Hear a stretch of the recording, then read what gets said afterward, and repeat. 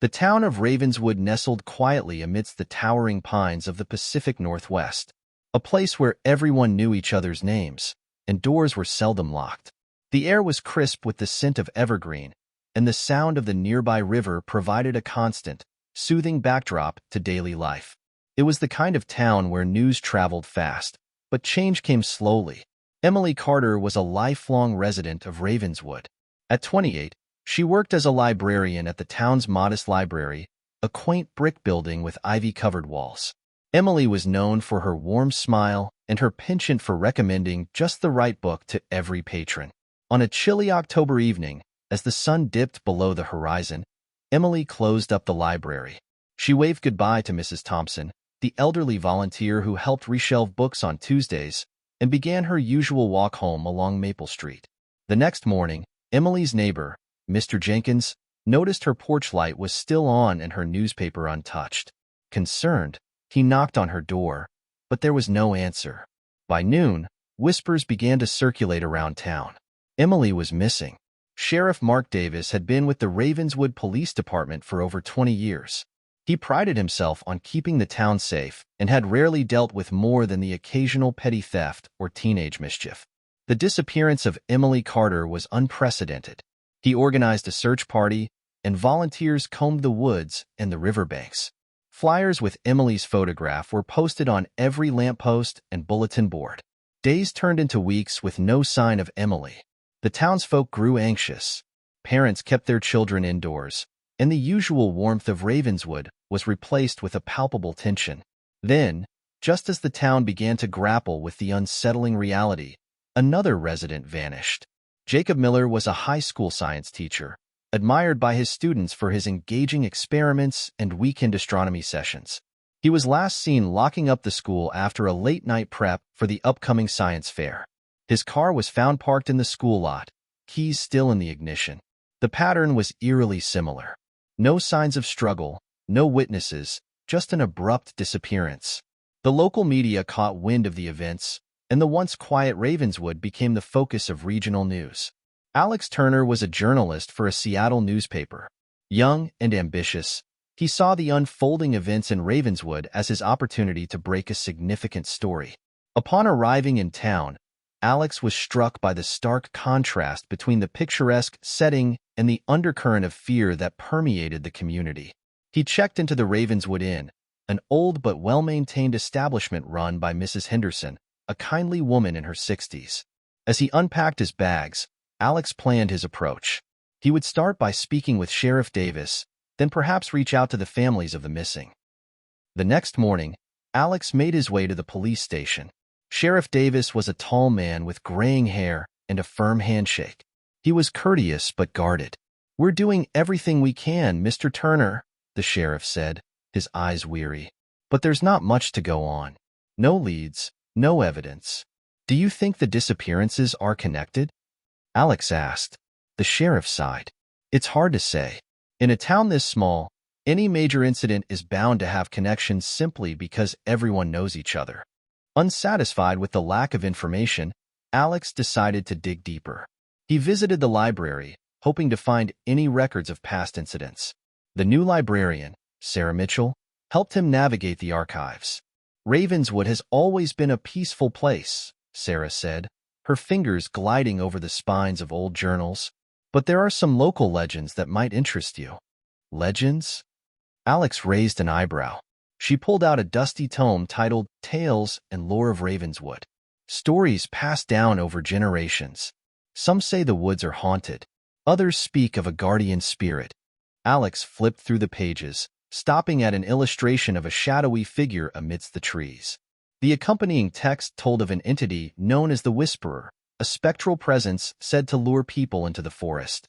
Intrigued but skeptical, Alex thanked Sarah and borrowed the book. That evening, he settled into his room at the inn and began to read. The tales were a mix of folklore and cautionary stories, meant to keep children from wandering too far into the woods. Yet, there was a recurring theme of disappearances throughout the town's history. The next day, Alex sought out the oldest resident of Ravenswood, Mr. William Porter.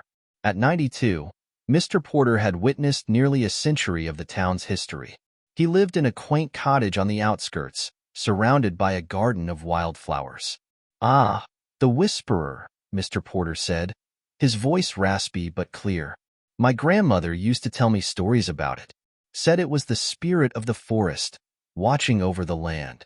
Do you believe it's real?" Alex asked. Mr. Porter chuckled softly. "Hard to say, but I do know that people have gone missing in these parts before. Not often, but once in a generation, maybe. Folks would wander into the woods and never come back. Was there ever any explanation? None that satisfied anyone. Some blamed wild animals, others thought they just ran away. But those of us who've lived here long enough know there's something peculiar about these woods." As Alex delved deeper, he discovered reports of unexplained phenomena.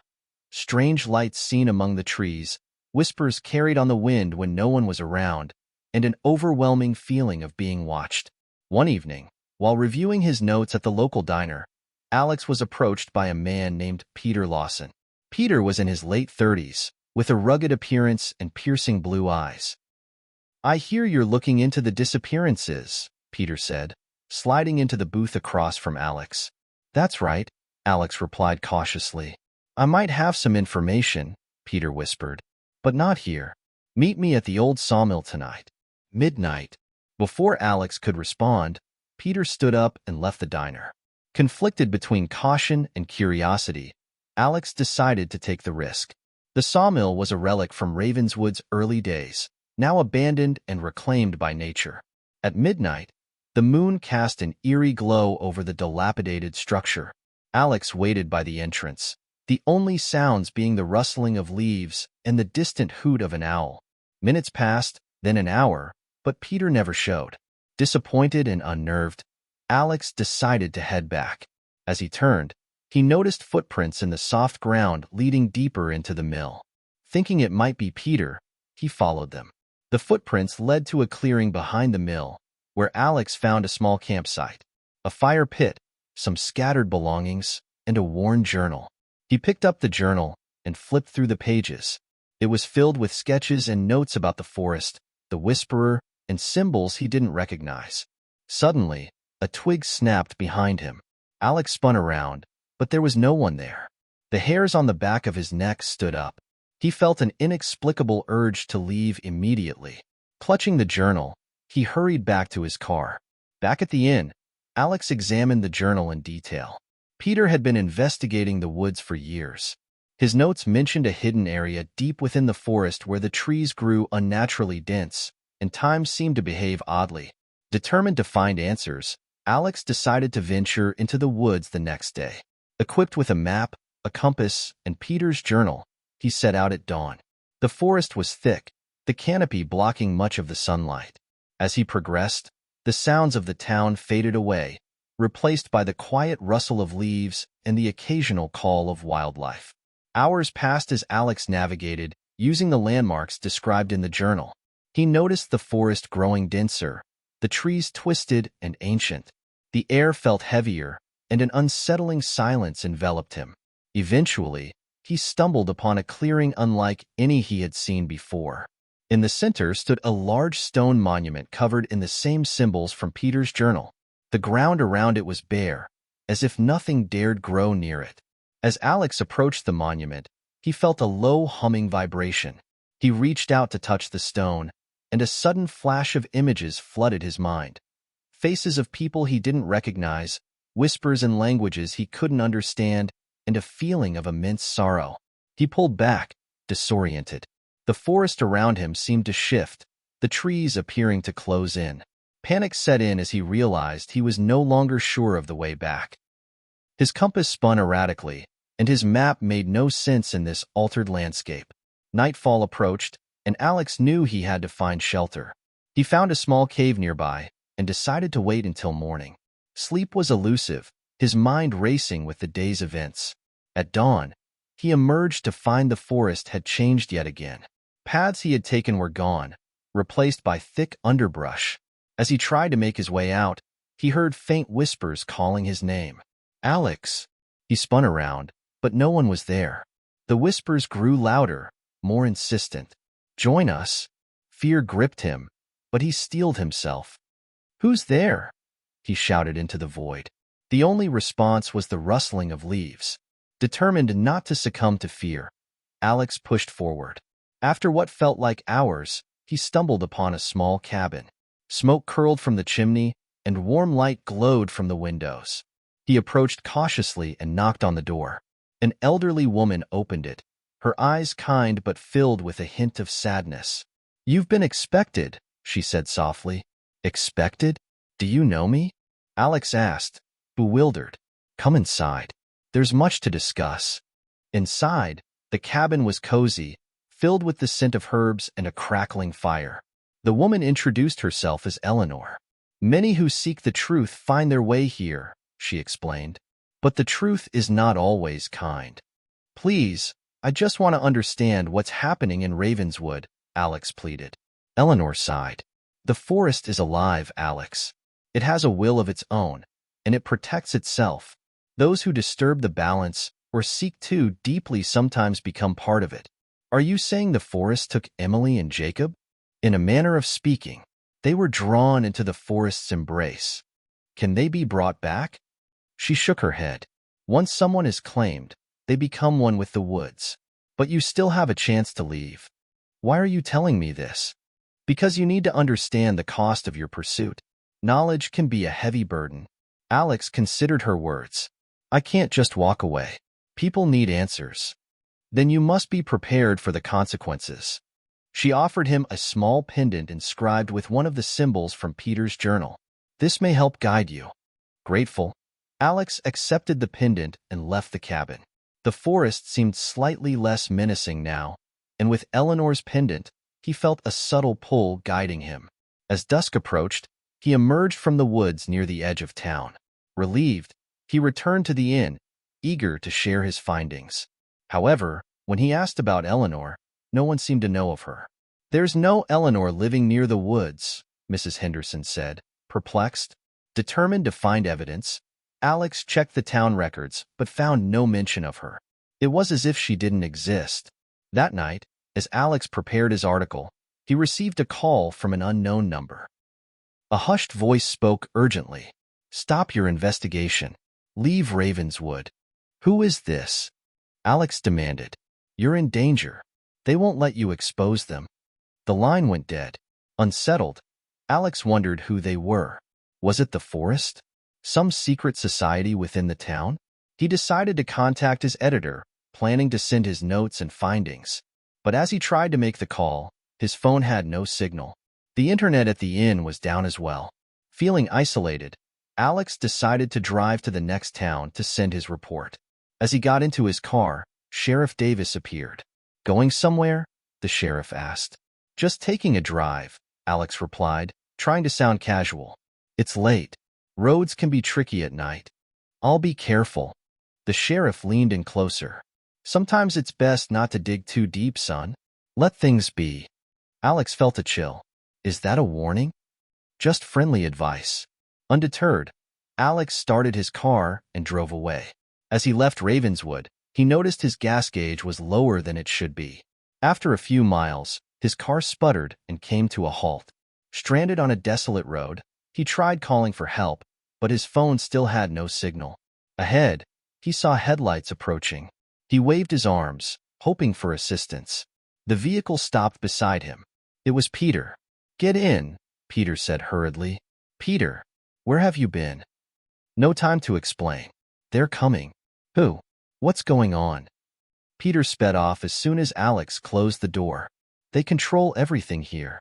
The sheriff, the town council, they're all part of it." "Part of what?" "The Order of the Whisperer. They serve the forest, or whatever entity resides within it. They've been sacrificing people to maintain some twisted balance." Alex's mind raced. "That's insane. Believe me or not, but you need to leave. They'll stop at nothing to protect their secret. Why are you helping me? I was once like you. Thought I could uncover the truth. But I got too close." Suddenly, bright lights flooded the road ahead, blocking their path. A group of vehicles formed a barricade. Sheriff Davis stood among several townspeople. "It's over, Peter," the sheriff called out. "Hand him over." Peter turned the car around, but more vehicles approached from behind. There's nowhere to run, Alex said, panic rising. Peter clenched the steering wheel. There's one place they won't follow. He veered off the road and headed back toward the forest. The car bounced violently over rough terrain. The pursuers hesitated at the tree line, unwilling to enter. After driving as far as they could, the car became ensnared in the underbrush. On foot, Peter and Alex delved deeper into the woods.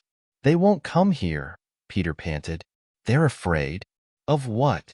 The forest doesn't just take people, it also protects. As they caught their breath, a familiar whisper surrounded them. Join us. Peter looked at Alex solemnly. This is where I disappear. What do you mean? I've been marked ever since I started investigating. The forest has been calling me. Before Alex could respond, Peter stepped forward and vanished into the shadows between the trees. Peter!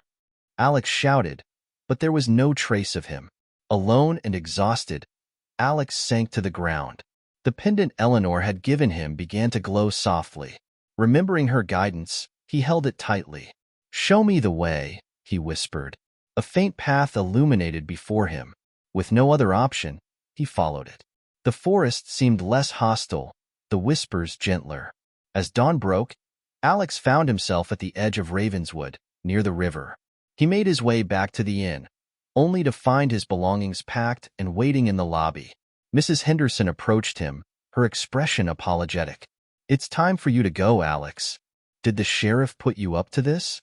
She shook her head. It's for your own good. Please, leave and don't look back. Realizing he had no allies left in town, Alex decided to heed her advice. He retrieved his things and headed out. Before leaving, he made one last stop at the library to return the book Sarah had given him. But when he arrived, the library was closed. A sign read, "Closed indefinitely." Confused, he asked a passerby about Sarah. There's no librarian named Sarah, the woman replied. But I spoke with her just days ago, Alex insisted. The library's been closed for months due to renovations. Nothing made sense anymore. Determined to escape the town's grasp, Alex got into his car and drove away. Back in Seattle, Alex attempted to write his story, but every time he tried, the words eluded him. His recordings were garbled, his notes illegible. It was as if the entire experience was being erased from his memory. He tried contacting his editor, but the newspaper had no record of his assignment to Ravenswood. Colleagues looked at him with pity, suggesting he take some time off. Desperate, Alex returned to Ravenswood, only to find that the town no longer appeared on any maps. When he drove to where it should have been, there was nothing but an endless stretch of forest. His last memory was standing at the edge of those woods, hearing the familiar whisper, "Join us." Epilogue. In a small coffee shop in Seattle, a new journalist named Melissa picked up an old, worn journal someone had left behind. Flipping through it, she found sketches of symbols and notes about a town called Ravenswood. Intrigued, she asked the barista if they knew who left it. Some guy, he shrugged. Left in a hurry. Melissa smiled, sensing a story waiting to be uncovered.